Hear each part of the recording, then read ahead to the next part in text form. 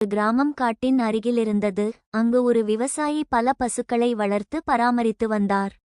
தினமும் அந்த மாடுகளை காட்டிலுள்ள பசுமையான புல்வெளியில் மேய்வதற்கு விட்டு வந்தார். அக்காட்டிலுள்ள விலங்குகளால் இந்த பசுமாடுகளுக்கு எப்போதும் அபாயமே, முக்கியமாக சிங்கங்களும் புலிகளுமே. அந்த விவசாயி பசுமாடுகளை கூட்டமாக புல்வெளியில் மேயவிட்டான். அவன் மாடுகளை பிரிந்து தனித்தனியாக செல்ல அனுமதிக்கவில்லை. ஆனாலும் அந்த பசுக்கள் பேராசையுடையன. புல்வெளியில் உள்ள புட்கள் யாவும் தனக்கே வேண்டுமென்று சண்டையிட்டு ஒன்றை ஒன்று விரட்டியடிக்கும் குணமுடையன. காட்டில் ஒரு சிங்கம் இந்த பசு மாடுகளை பின்தொடர்ந்து வந்தது. சிங்கம் அந்த மாடுகளுக்கு இடையே உள்ள ஏற்ற தாழ்வுகளை கவனித்து, எனக்கு முன்னால் நல்ல உணவுகள் இருக்கிறது.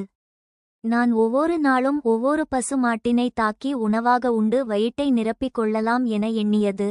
அதன்படியே தனியாக வரும் பசுமாட்டினை கொன்று உணவு உண்டு வந்தது. இதனால் பசுக்கள் பயமுற்று புல் மேய்வதற்கு காட்டிற்கு செல்ல அச்சமுற்றன.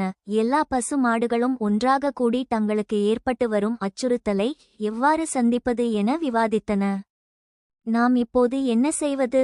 சிங்கமோ மிகவும் பெரியது, பலசாலியானது. அது நம்மை சுலபமாக கொன்றுவிடும். நம்மை பராமரிப்பவரும் அந்த சிங்கத்திற்கு பயப்படுகிறார். அவர் சிங்கத்தை விரட்டாவிடில் நாம் எவ்வாறு உயிர் வாழ்வது என்று யோசித்தன. அப்போது அந்த கூட்டத்திலுள்ள வயது முதிர்ந்த புத்திசாலியான ஒரு பசு, நாம் சிங்கத்தைப் போல பெரியதாகவோ பலசாலியாகவோ இல்லை. நாம் தன்னந்தனியாக அந்த சிங்கத்திடம் போராடி வெல்ல முடியாது. ஆனாலும் நாம் ஒரு பெரிய கூட்டமாக உள்ளோம்.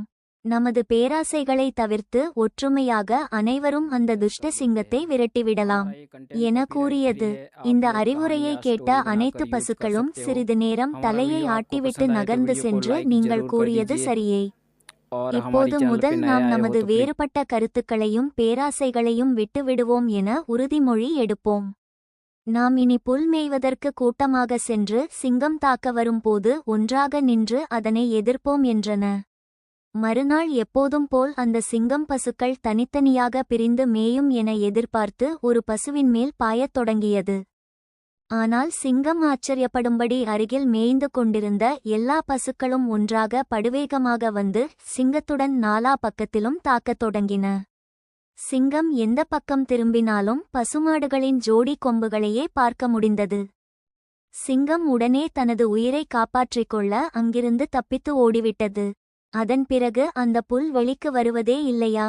பசுக்களுக்கும் இது ஒரு பாடமாக நினைத்து சந்தோஷத்துடன் வாழ்ந்தன. ஒற்றுமையே வெற்றி தரும்.